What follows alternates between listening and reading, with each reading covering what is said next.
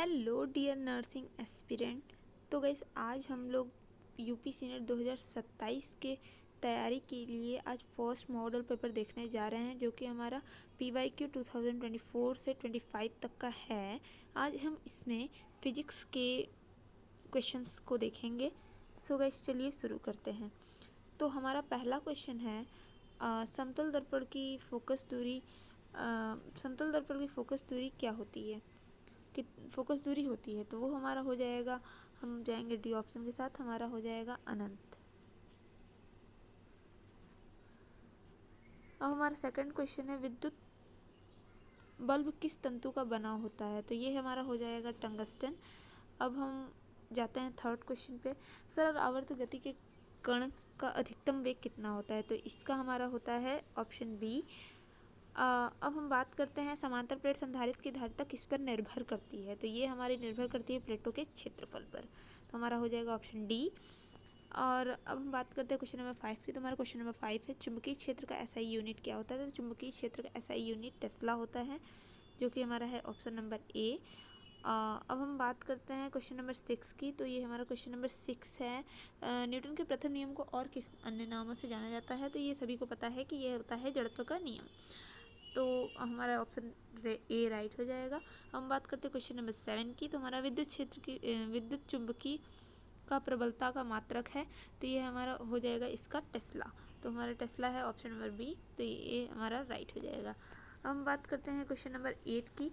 तो question number 8 हमारा एक फॉर्मूला बेस्ड न्यूमेरिकल है, जो कि है 30 मीटर पर सेकंड वेग से कार चलता है, 25 सेंटीमीटर में रुकती है। तो ब्रेक लगाने में 15 मिनट एक दूरी पर रुक जाती है। तो कार का मंदन क्या होगा। तो कार का मंदन होगा हमारा ऑप्शन नंबर डी -15 मीटर पर सेकंड स्क्वायर। क्वेश्चन नंबर 9 है एक धारावाही परिनलिका डैश की तरह व्यवहार करती है। तो ये हमारी व्यवहार करती है छड़ चुंबक की तरह। सो हमारा option C is right. And अब हम बात करते हैं क्वेश्चन नंबर 10 की। तो किसी पदार्थ में यंग मापांक की इकाई समान होती है। तो यंग मापांक की इकाई समान होती है दबाव के। तो हमारा ऑप्शन नंबर बी राइट होगा। अब बात करते हैं क्वेश्चन नंबर 11 की। दृश्य क्षेत्र में स्थित हाइड्रोजन बंधन की वर्णक्रमीय श्रृंखला क्या होगी। तो अब यहाँ पर होगा ऑप्शन नंबर ए बाल्मर श्रेणी। अब हम बात करते हैं क्वेश्चन नंबर 12 की। निम्नलिखित में से किसकी व्याख्या प्रकाश की तरंग प्रकृति द्वारा नहीं की जा सकती है। तो ये हमारा ऑप्शन नंबर इसका होगा डी प्रकाश विद्युत प्रभाव। इसके द्वारा हमारी जो प्रकाश की तरंग प्रकृति की व्याख्या जो नहीं की जा सकती है। अब हमारा क्वेश्चन नंबर 13 है बिजली के बल्ब के अंदर कौन सी गैस होती है। तो बिजली के बल्ब के अंदर हमारा आर्गन और नाइट्रोजन दोनों गैसें होती हैं। अब हम बात करते हैं क्वेश्चन नंबर 14 की। तो 5 मीटर पर सेकंड के पावर -1 की चाल से गतिशील मीटर द्रव्यमान की एक वस्तु की गतिज ऊर्जा 251 है। इसकी चाल दोगुनी कर दी जाए तो इसकी गतिज ऊर्जा क्या होगी। तो हमारे 14 का आंसर हो जाएगा ऑप्शन नंबर ए 100 जूल। तो अब हम बात करते हैं क्वेश्चन नंबर 15 की। तो हमारा क्वेश्चन नंबर 15 है विद्युत क्षेत्र का SI यूनिट क्या है। तो हमारा क्वेश्चन नंबर 15 का आंसर हो जाएगा सी वोल्ट प्रति मीटर। अब हम बात करते हैं क्वेश्चन नंबर 16 की। किसी वस्तु का वेग दुगना कर दिया जाए तो गतिज ऊर्जा होगी। तो किसी वस्तु का वेग अगर हम दोगुना कर देंगे तो उसकी गतिज ऊर्जा जो होगी 4 गुनी हो जाएगी।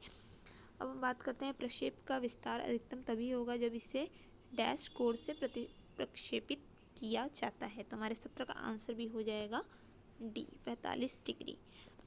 अब हम बात करते हैं यदि दो बिंदु आवेशों की दूरी दोगुना कर दी जाए तो स्थिर विद्युत बल होगा। तो ये हमारा होगा क्वेश्चन नंबर 18 का सी चौथाई।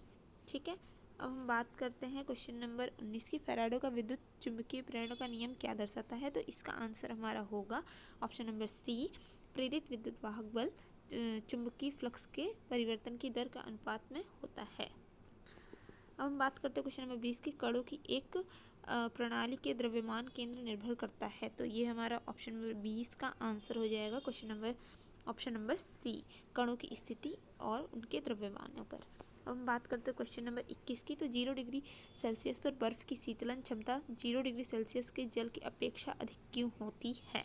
तो हमारा इसका आंसर हो जाएगा ऑप्शन नंबर डी बर्फ के तापमान बदले बिना वातावरण से गुप्त ऊष्मा अवशोषित करती है।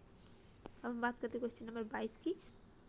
हमारा क्वेश्चन नंबर 22 है, एक पिंड पर 6 न्यूटन और 8 न्यूटन की दो लंबवत बल क्रिया करते हैं, परिणामी बल कितना होगा। अब हमसे जब परिणामी बल पूछेगा तो हम इसको जो है कि इसको हम इसमें देखेंगे कि ऑप्शन नंबर ए जो हमारा है वो राइट हो जाएगा। ऑप्शन नंबर हमारा ए है 10 न्यूटन। अब हम बात करते हैं क्वेश्चन नंबर 23 की। जब कोई गैस अचानक विस्तार करती है बिना अपने चारों ओर ऊष्मा का आदान प्रदान किए तो उस प्रक्रिया को क्या कहते हैं। तो उस प्रक्रिया को हम कहते हैं निराद्री प्रक्रिया, मतलब ऑप्शन सी हमारा जो है राइट हो जाएगा। हम बात करते हैं लास्ट क्वेश्चन की, जो हमारा फिजिक्स का लास्ट क्वेश्चन है। यदि किसी इंजन को 500 जूल ऊर्जा दी जाती है और किया गया कार्य 150 जूल है तो इंजन की दक्षता क्या होगी। तो इसका हमारा हो जाएगा ऑप्शन नंबर सी 30%। वीडियो अच्छी लगे तो लाइक, सब्सक्राइब एंड शेयर करें। Thank you.